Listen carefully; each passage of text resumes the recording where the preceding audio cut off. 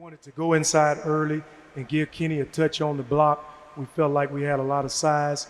I thought he did a good job of keeping it simple, just going middle with his jump hook.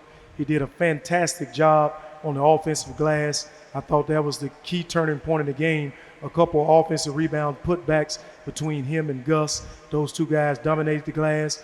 We were able to get them in foul trouble, and we was in the bonus early. When Tarleton State has won, and they're a quick ball club and they're an aggressive ball club, they've done it from the free throw line. And they shoot more free throws than most teams in the country. And yet you not only kept them off the line, they did shoot 15, but you went to the free throw line 29 times yourself and scored on 24 of those. That was one of the keys coming into the game, defend without fouling. They're shooting a lot of free throws.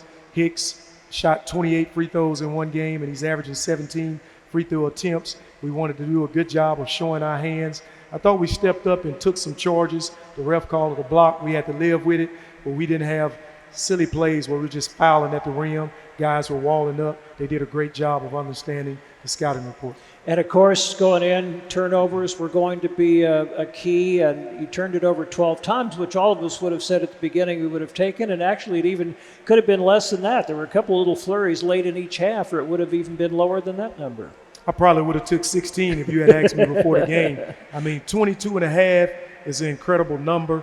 I haven't heard that number since Arkansas back in the day with the Nolan Richardson teams. I thought we did a fantastic job of valuing the basketball. We only had 12 turnovers, and that was the biggest key to the game, not turning it over, able to get shots. And it showed. We got 83 points tonight, a season high, and we got to the free throw line a lot. We thought against the smaller team you'd be able to out-rebound them, and you had a consistent rebounding edge. And down the stretch, you pulled in some very, very important rebounds and ended up out-rebounding the Texans by 11.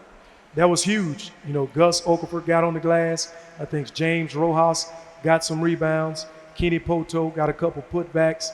All those guys did a fantastic job on the glass, and we need that. You know, when you're not shooting the ball well, you got to be able to get out in transition to get easy baskets, or you got to get second shots, and I thought that was the key to the game tonight, getting second shots. You know, something else that Dave was just talking about when you sat down that we thought was really important, not just today, but in the development of this basketball team. Jaquan Walton has been playing really well. He's been scoring a lot. And today, things just kind of developed in other areas. He did not hunt his shot. He did not go out of his way at all to try to score when it wasn't there, and was really very unselfish and really helped the offense move. Yeah, he did a fantastic job of moving the basketball. They deny a lot, so it was hard for him to break open to get the ball, but he did back cut. When he got the ball, he was able to throw it inside. He played defense really well tonight. He's one of our better defenders. And we lean on him a lot to handle the ball in the press. I thought they pressured Porter a lot, and he's our second ball handler. He did a fantastic job bringing the ball up. And you took virtually no bad shots tonight, and for the first time in 2 years, shot over 50%, ended up with 54%. Man, so excited for that, to see the ball go through the basket. We started the game trying to play inside out.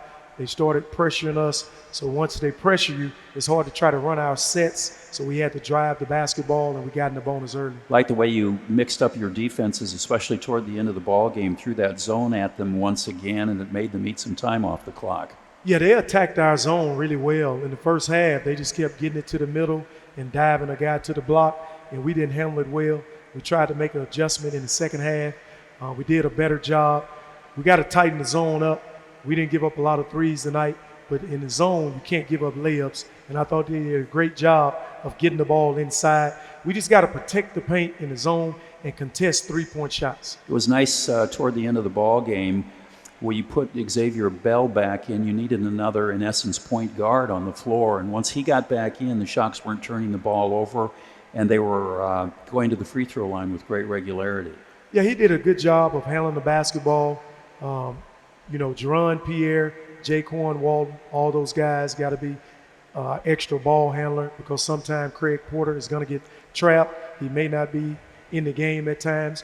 I thought Shamon Scott did a fantastic job in limited minutes. We need those guys to step up because at some point in the game, they're going to double Craig Porter, trap him in ball screens, and other guys got to be able to handle the basketball. And do you feel like, I mean, we've felt all along this was going to be a deep team. You've had a couple of guys, Porter and Walton, be pretty consistent right from the beginning, but more and more guys are starting to have success where I would think that would help their confidence to begin to play more often like we know they're capable of. Yeah, I think Shamon Scott tonight played good minutes, double-figure minutes. He needed to do that. He's getting more and more confident. You know, he got here late during the summertime. I thought he did a fantastic job. Jerron Pierre, he got to see the ball go through the net. He made a couple threes. He defended well. I thought all those guys off the bench understood the game plan. They executed, and we came out with the win. And maybe, like I said before, I don't think 27 a game is what we were expecting, but we're starting to see the Gus Okafor the last couple of games that all of us knew he could be for you. Yes, he's had 2 great practices. He's been scoring it on the block. We talked to him about just defending and rebounding, and the offense will come. And tonight he took good shots. We got him some easy baskets by driving the basketball. That was a big-time tip dunk he got the crowd going. And up from there, he just started making free throws and making layups.